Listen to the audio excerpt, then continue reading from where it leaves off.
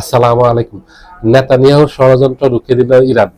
Netanyahu চেয়েছিল Iran এবং আমেরিকার মাঝে যে সমঝোতা হচ্ছে, যে চুক্তি হচ্ছে, এই চুক্তিটা যেন না হয়।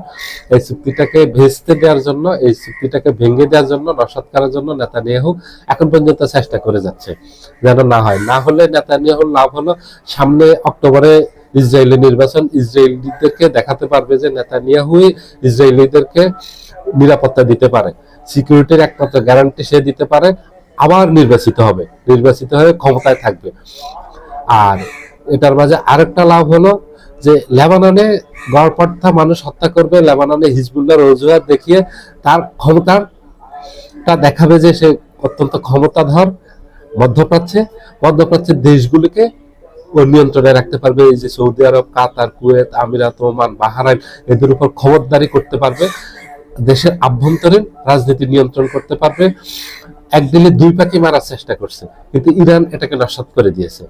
ইরান একদম কৌশলে আমেরিকার সাথে এই চুক্তিটা করছে। এখানে ইসরায়েলকে অন্ধকারে রাখা হয়েছে। এখানে ইরানের শর্তই ছিল যে এখানে যা চুক্তি হবে এগুলি ইসরায়েলের সাথে শেয়ার করতে পারবে না, ডোনাল্ড ট্রাম্পের সাথে যে আলোচনা চলতেছে। এবং ডোনাল্ড ট্রাম্প ইরানের শর্ত মেনে নিয়েছে, ইসরায়েলকে কিচ্ছু জানায়নি।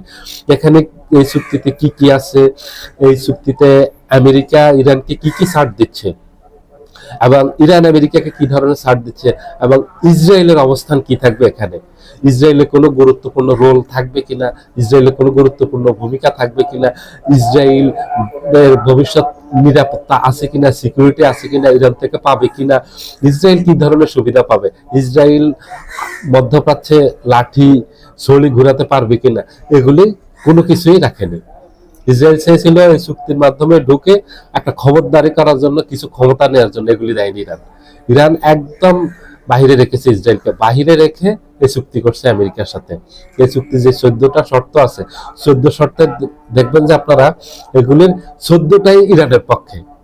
এখানে ইসরায়েলের পক্ষে কোনো চুক্তি নেই, এখানে এই চুক্তির কোনো শর্ত নেই। 14টা যে প্রকাশ করছে, 14টাতে এখানে ইরানে একচেটিয়া পাওনা আছে। ইরানের যেমন এখানে 1 নম্বর শর্ত ছিল যে এই যুদ্ধের মাধ্যমে ইরানের $300 বিলিয়ন মতো ক্ষতি হয়েছে, তাকে ক্ষতিপূরণ দিতে হবে। কারণ এই যুদ্ধ ইরান শুরু করেন, এই যুদ্ধ অন্যায়ভাবে ইরানের উপর চাপিয়ে দিয়েছে। 28শে ফেব্রুয়ারি হঠাৎ করে জেনেভাতে ইরানের সাথে আমেরিকার আলোচনা চলতেছে। এই আলোচনা চলাকালীন সময় ইসরায়েল এবং আমেরিকা ইরানের উপর আক্রমণ করছে। আক্রমণ করে ইরানের যে ব্যাপক ক্ষতি হয়েছে, ইরানের ক্ষতিপূরণ দাবি করছে একদম প্রথম থেকে, আমার এই ক্ষতিপূরণ দিতে হবে।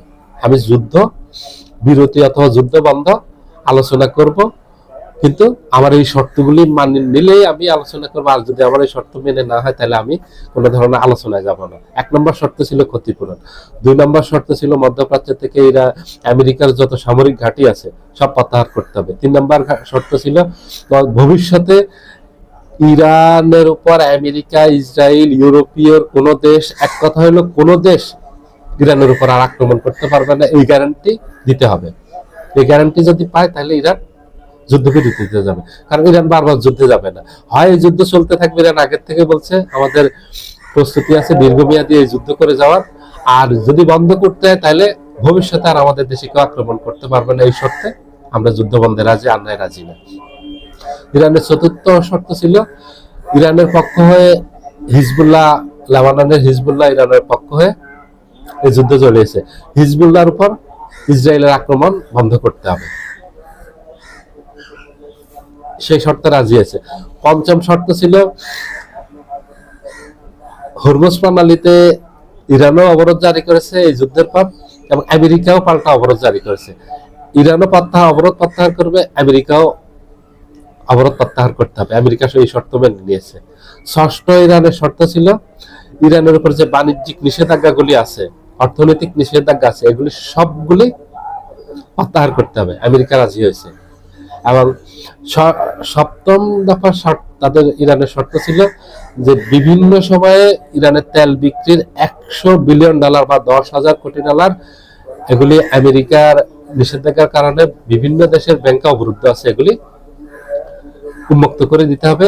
ইরানের এই টাকা ফেরত দিতে হবে, কারণ এটা ইরানের বৈধ টাকা, এগুলি তেল বিক্রির টাকা। সেটাও মেনে নিয়েছে।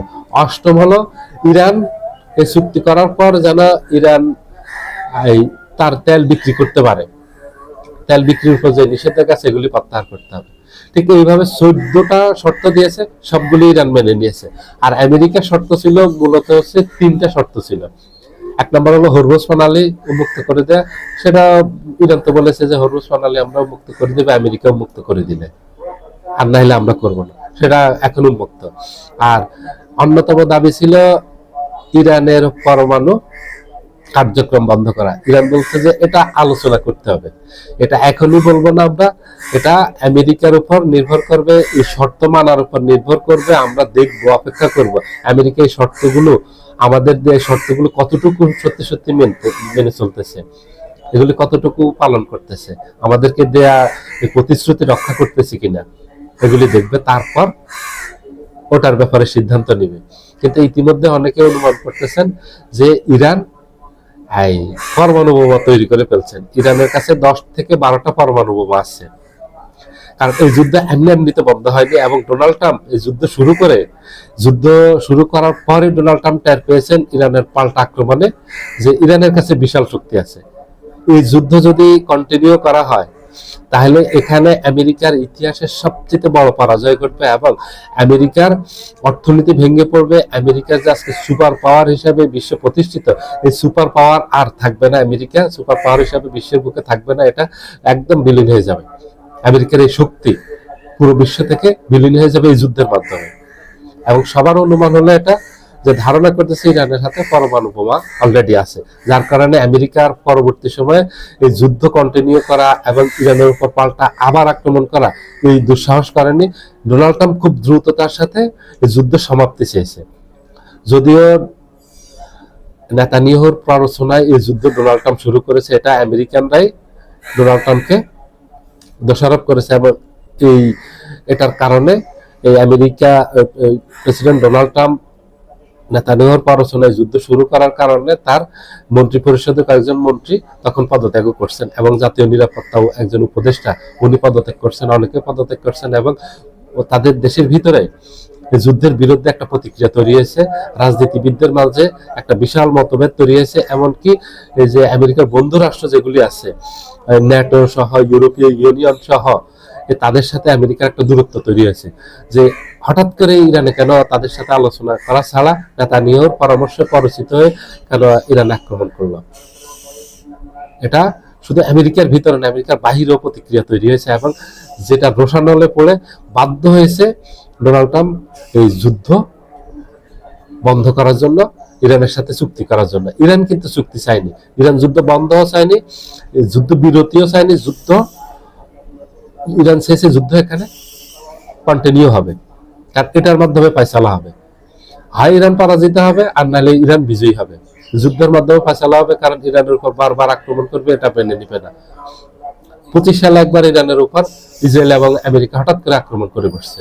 ইরান এভাবে বারবার আক্রান্ত হতে চায় না। ইরানের যে সামরিক সক্ষমতা আছে, 40 দিনের যুদ্ধে আমেরিকা ইসরায়েল এটা খুব ভালোভাবে টের পেয়েছে।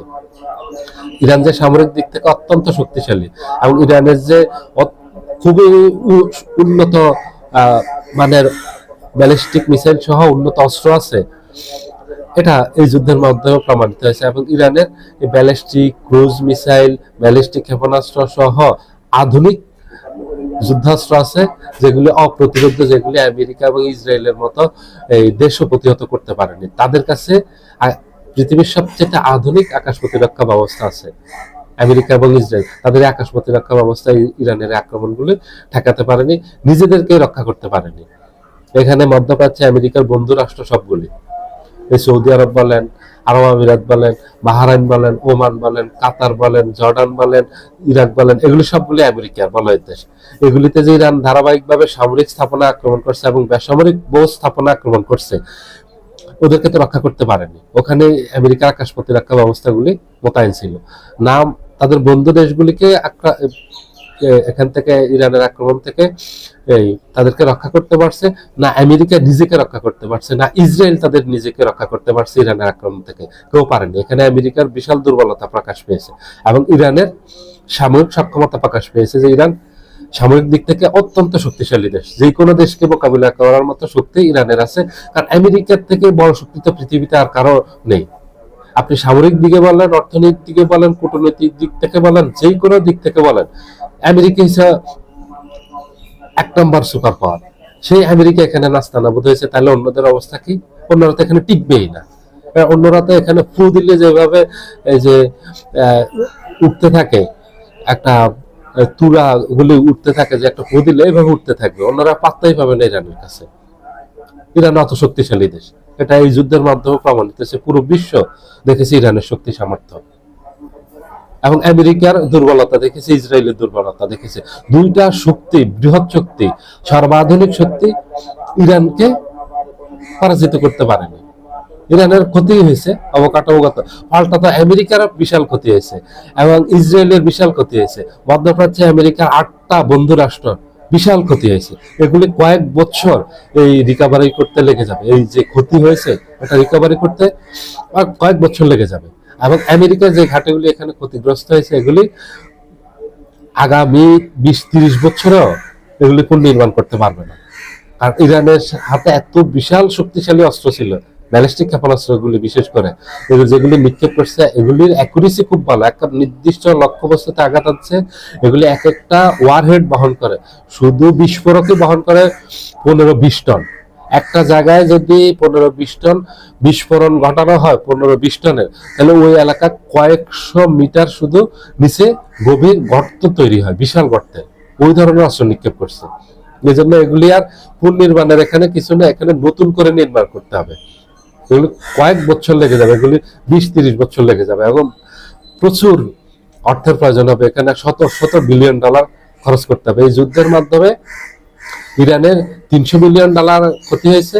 আর আমেরিকা, ইসরায়েল এবং মধ্যপ্রাচ্যে আমেরিকার যে বন্ধু রাষ্ট্রগুলি, সৌদি আরব, আরব আমিরাত, কুয়েত, কাতার, বাহরাইন সহ এদের যে ক্ষতি হয়েছে, সেটা 2-3 ট্রিলিয়নের ক্ষতি হয়েছে এবং এটা দীর্ঘমেয়াদী একটা ক্ষতি হয়েছে ইরানের মাধ্যমে, যেগুলি আক্রান্ত হয়েছে। তো শেষমেশ যেটা হলো, এই যুদ্ধে ইরানের অর্জন হয়েছে।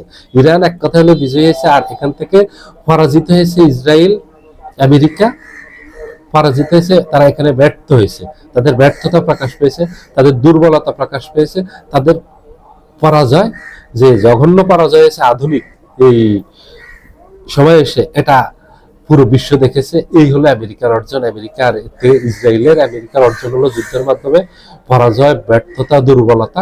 আর ইরানের হলো ইরানের সক্ষমতা, ইরানিদের দেশপ্রেম, ইরানিদের শক্তিমত্তা, সেটা সামরিক শক্তি বলেন, সেটা তাদের সেনাবাহিনীর শক্তি বলেন, তাদের জাতীয় ঐক্যের শক্তি বলেন, তাদের সকল সক্ষমতা প্রকাশিত হয়েছে। সবাই ভালো থাকবেন। আল্লাহ হাফেজ।